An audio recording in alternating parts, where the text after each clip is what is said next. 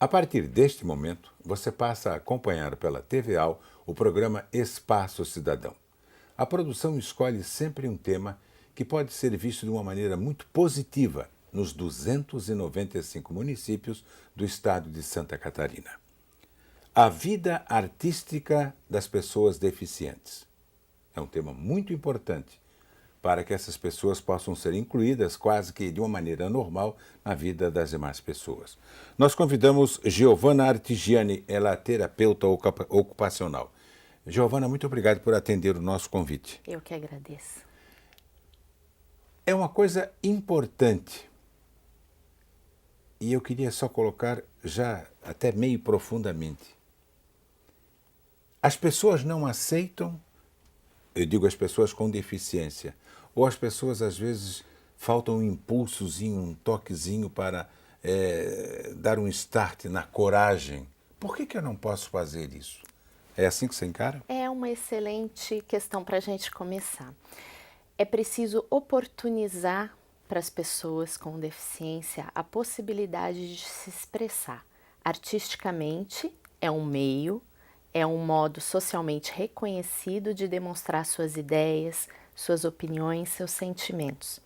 É uma forma que as pessoas precisam ser colocadas à disposição de conhecer, experimentando esse meio de acesso à cultura, esse meio de acesso à exposição, porque também é uma exposição de si mesmo. E é uma forma que as pessoas têm de mostrarem a sua capacidade num meio social que tem os seus requisitos. E dessa forma poderem mostrar o quanto elas são importantes, o quanto elas são partes da sociedade em que a gente vive. Às vezes o problema está em cada um de nós em dizer, mas é difícil, como é que essa pessoa com essa deficiência consegue fazer isso? E outras pessoas que aquela mesma conhece, por que aquelas pessoas não fazem? Como é que você coloca essas duas situações? A iniciativa, o principal seria isso, ter iniciativa, tomar a iniciativa, isso depende da pessoa deficiente, né? Olha, depende da pessoa com deficiência, dependendo do caso, e também depende dessa família. As pessoas nunca estão sozinhas, né? Muitas vezes é um professor que coloca a possibilidade, outras vezes é um vizinho, o pai, a mãe, os irmãos que querem ver a pessoa com deficiência se expondo mais ou tendo possibilidade de ganhar novos espaços sociais. Muitas vezes causa-se um estranhamento, né? Mas a pessoa pega uma obra, olha para a pessoa que o fez e coloca uma série de preconceitos ali, né? Como é possível que daquela pessoa tenha saído essa obra? Muitas vezes no trabalho artístico... Em qualquer área, né? Em qualquer área. Muitas vezes no trabalho artístico é preciso procurar formas de substituir, de adaptar, não só ao uso do pincel, se for uma deficiência física, há pintores que fazem obras maravilhosas pintando com a boca, pintando com os pés. E outros casos onde a deficiência não é física e sim de outra ordem, como emocional, como social, nós temos uma série de problemas mentais que se expressam muito bem pela via da arte. Você precisa adaptar a forma, muitas vezes a pessoa não consegue fazer a sua obra sentando e trabalhando 2 horas com atenção, com concentração, ela precisa de pausas apenas, ela precisa de incentivo constante. Trabalha meia hora, descansa 1, 2, 3. Às vezes, as necessidades dela exigem isso. 5 minutos. Às vezes é 5 minutos o tempo dela. Então é preciso reconhecer a possibilidade de trabalho de cada um, a forma como você vai colocar, e é por isso que a arte é usada como recurso na terapia ocupacional. Você adapta a forma, a própria situação, os próprios materiais, para que a pessoa consiga ter acesso àquele meio de expressão. Como terapeuta ocupacional, você tem que analisar, por exemplo, a Clair precisa disso, disso e disso. Aí, você que se adapta às necessidades dela, é isso? Não tenha dúvida, você faz Você não pode impor nada. De jeito nenhum. Você faz uma análise da atividade que a pessoa deseja realizar e faz uma programação de como aquilo pode ser feito por aquela pessoa. Se for necessário adaptar materiais, que se faça, se for necessário reduzir o círculo de pessoas em volta, para que a pessoa tenha atenção, faça contato com você de uma forma mais positiva, isso tudo é feito. E sempre é importante lembrar que a gente, enquanto terapeuta ocupacional, parte sempre do arcabouço de valores e de desejos da própria pessoa, né? Então é o que é significativo para ela que vai nortear o nosso trabalho. Não somos nós que impomos, vamos fazer uma pintura ou vamos fazer uma colagem, é de acordo com o que a pessoa... A iniciativa é da pessoa. Agora, você poderia, como terapeuta ocupacional, chegar e dizer assim, mas ô Clair, eu acho que você poderia ir mais longe fazendo assim, assim, assim. Você utiliza esse meio? Sim, é possível. A gente pode dar meios de ampliação, possibilidades de ampliação. E vai da pessoa aceitar ou não. Bom, nós vamos ver um trabalho que a Emily fez a respeito de terapia ocupacional e é muito importante que as pessoas possam até acordar para essa deficiência não quer dizer fim do mundo, de maneira alguma. Há limitações, mas elas têm que ser observadas e a vida pode mudar muito por parte dessas pessoas. Vamos acompanhar o trabalho da Emily Sani.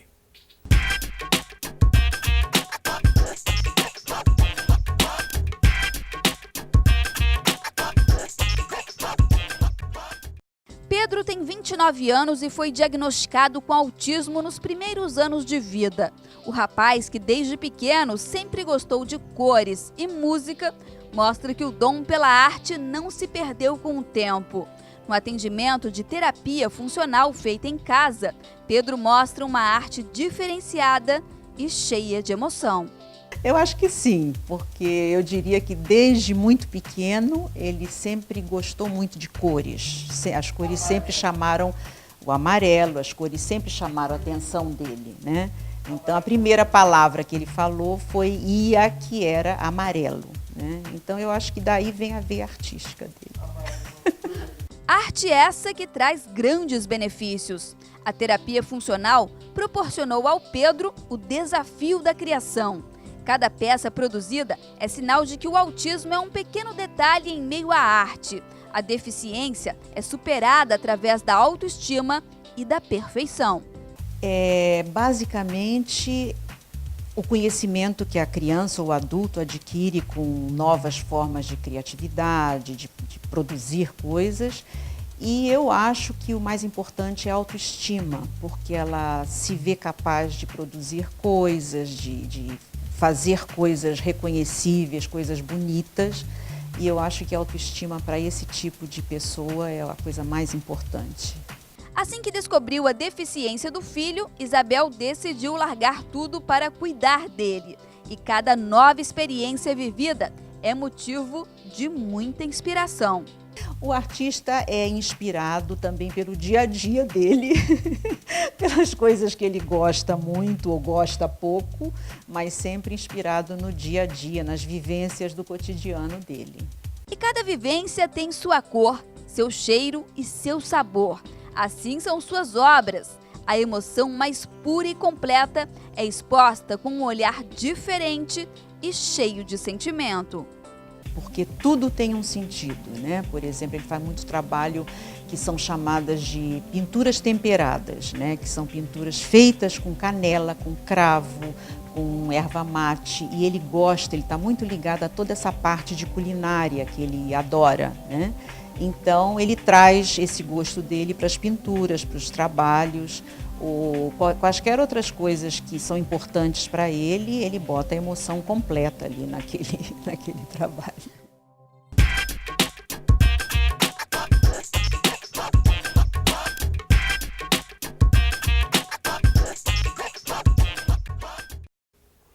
Giovana, a mãe é mãe, né?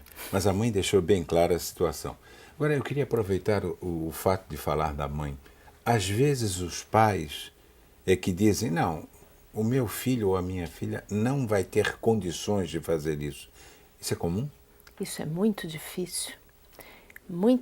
A maior parte dos pais sempre procura uma nova forma, um novo caminho. Eles são incansáveis na busca por isso. Sabe por que da minha pergunta? Porque eu conheci alguns casos que tentei ajudar, ou seja, reverter, inclusive com amigos voltados à APA e tudo. É o seguinte, de que a família esconde a criança. Isso também acontece, infelizmente. É uma realidade cada vez menor. Muitas vezes a família procura, com aceitação, com os próprios programas de inclusão escolar, de inclusão social, de inclusão nos esportes, as pessoas estão relativizando o que são as suas deficiências e as deficiências dos seus. E estão trazendo mais para a rua. Hoje em dia a gente vê mais pessoas com deficiência andando nos shoppings, procurando trabalho, andando na própria rua e brigando por seus direitos, né? Tomando esse espaço, tomando a sua voz. Isso é tudo muito importante porque vai trazendo para as pessoas uma possibilidade de sempre pensar a sua dificuldade em relação à dificuldade do mundo de aceitar as diferenças entre as pessoas. Então, cada vez menos essa realidade de esconder, de ocultar, de envergonhar-se. Pelo contrário, o que a gente vê hoje é um orgulho. Quando a gente vê a Isabel, que é mãe do Pedro, que nós acabamos de ver na reportagem, mostrando, falando do trabalho do filho, ela coloca muito mais valor e muito mais informação no que é a possibilidade dele do que no seu limite. Então, isso tudo é muito importante. E quando a gente tem espaços como esse, de mostrar o trabalho na TV, de fazer mostras, como nós fizemos com o pessoal da UDESC neste final de ano, a mostra inclusiva, mostrando a arte específica de pessoas com deficiência, nós trazemos visibilidade para essas pessoas. Em casa, muita gente, ao assistir, diz assim, vou levar meu filho e minha filha. É possível. Esse é um caminho, né? Esse é um caminho que eu posso percorrer. Giovana, o esporte, os Jogos Paralímpicos, isso ajudou o trabalho de vocês? Isso acordou mais o geral, a pessoa com deficiência a mostrar a sua veia artística e as famílias aceitarem tudo isso? Você acha que o esporte ajudou de uma maneira como que principal isso? O esporte, a arte e a educação são instrumentos importantíssimos para trazer visibilidade para as pessoas com deficiência.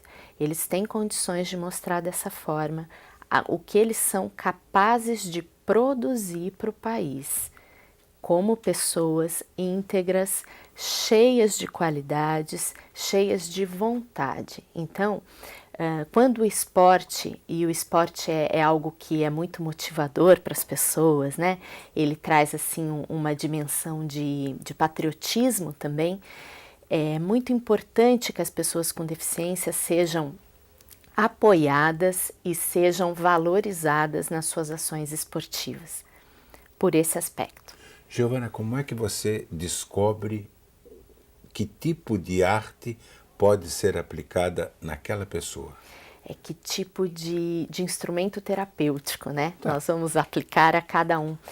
Há toda uma pesquisa de valores e de razões internas que a pessoa traga, aptidões, desejos.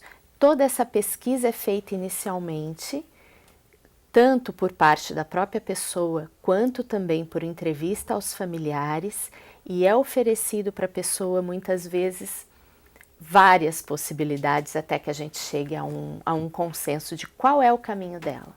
Giovana, nós vamos a um intervalo e já voltamos, porque o tema é muito importante, mas muito importante mesmo. E eu tenho certeza de que muita gente vai procurar, inclusive, uma terapeuta ocupacional a partir desse programa, porque nós queremos todos incluídos na vida da gente. O Espaço Cidadão volta logo em seguida.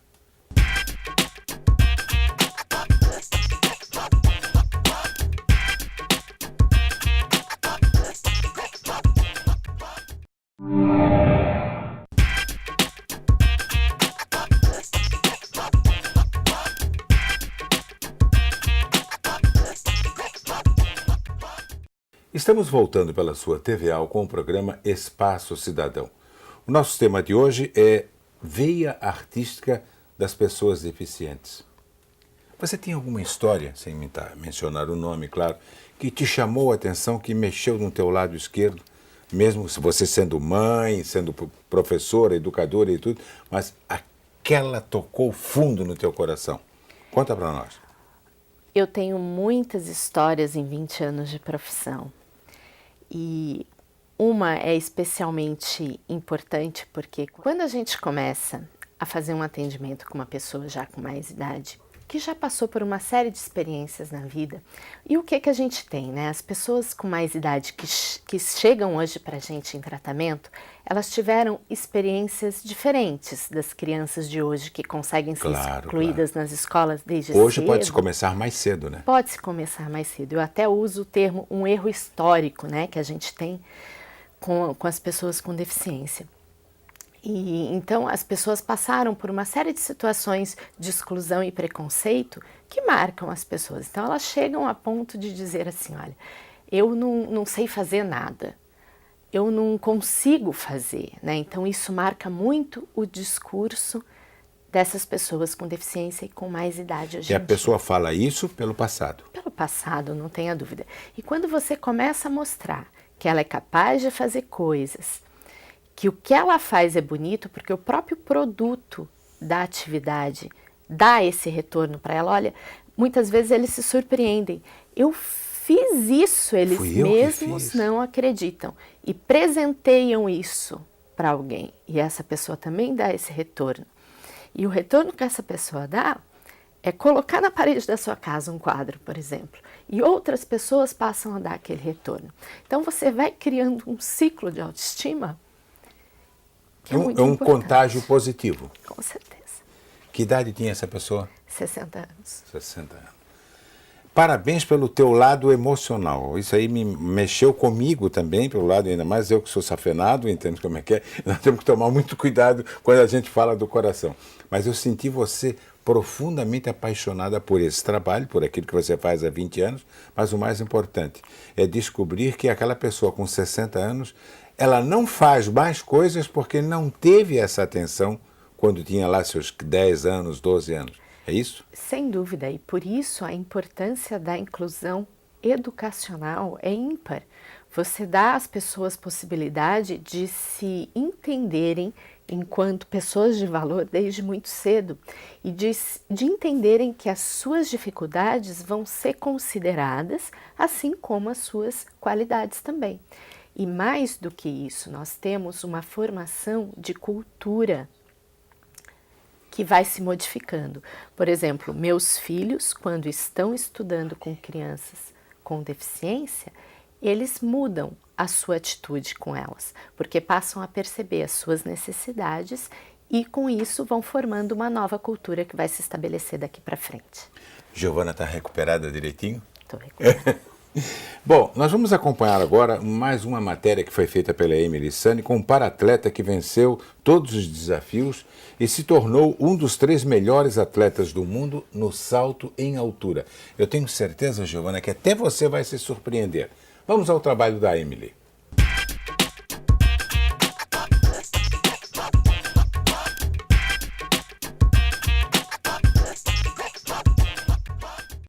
Nas mãos, o resultado de muito esforço e dedicação. Esse é Flávio, o para-atleta da Seleção Brasileira de Salto em Altura, que mora no município de Itajaí, em Santa Catarina. Hoje, aos 28 anos, tem uma vida estável e cheia de títulos. Mas o começo de toda essa história foi muito difícil.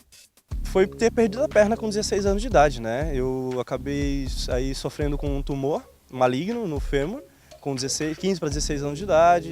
Cheguei a fazer quimioterapia, mas a quimioterapia não deu conta de acabar com o tumor. E a solução foi amputar. Por quê? Porque se eu não amputasse, eu corria um risco de óbito muito grande. O percentual de morte para quem não tira esse tipo de tumor é muito grande. Então, discutindo lá com a minha mãe, ela deixou o resultado final, no caso a decisão final para mim, eu falei, não, vamos tirar e vamos tocar a vida para frente, que é o melhor que eu faço. Uma decisão que deu a Flávio a oportunidade de continuar vivo e fazendo história. O curitibano é o recordista brasileiro de salto em altura, com 1,74 m. E é um dos 3 melhores atletas do mundo na modalidade. Mas Flávio quer mais. Com 1 ano e meio no esporte, ele já participava dos Jogos Paralímpicos de Londres, onde ficou em 5º lugar. Agora, em terras brasileiras, a meta é a medalha de ouro no Rio em 2016. Muito treino, muito trabalho, muito esforço, muito suor. Como vocês puderam presenciar aqui hoje, não é fácil. E o objetivo é só medalha de ouro no Rio 2016. Não tem outro pensamento que passa na minha cabeça a todo tempo, a cada salto que eu dou, a cada anilha que eu puxo, a cada tombo, a cada erro. O que eu penso é Rio 2016, medalha de ouro, Rio 2016, medalha de ouro. Só isso que passa pela minha cabeça. Mas para subir no lugar mais alto do pódio, a rotina de treinamentos é intensa.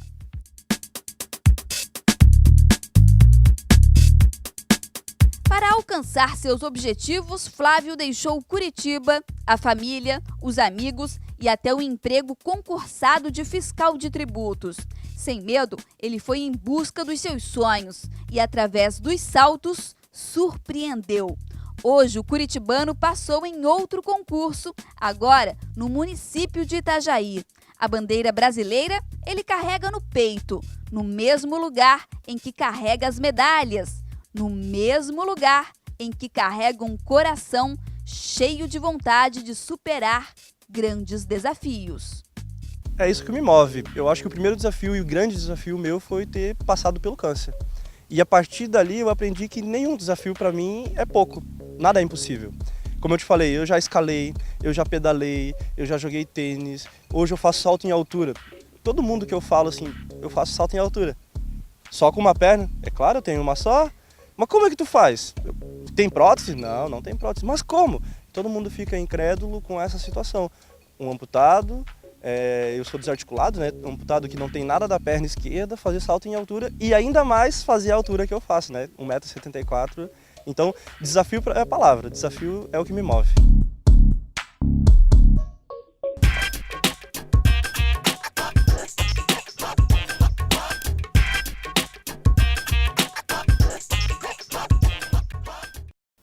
Giovana, repete o que você falou para mim agora no intervalo. Eu com as duas não faço isso. Sem dúvida. Nem eu. Eu fico impressionada realmente com a capacidade das pessoas se motivarem a fazer coisas que são desafiantes para ela, né? E quanto ele não é diferente de nenhum outro atleta. Ele tem que se esforçar, ele tem que se superar, ele tem que buscar sua nova meta. Então é um esforço constante contra a própria marca. Então não é diferente de ninguém. E você viu o otimismo dele? Um bom humor e um otimismo. 2016 eu estou nas Olimpíadas no Rio. Metas firmes na mente, né? Sem dúvida, muito bacana. Você conhece, você lida com atletas? Não lido com atletas, não. Gostaria? Olha, a gente acaba não conseguindo ser especialista em tudo, né? Hoje em dia a gente acaba tendo uma fatia muito estreita do que a gente consegue fazer em termos de especialidade, né? A minha especialidade é a reabilitação de neurológicos, né?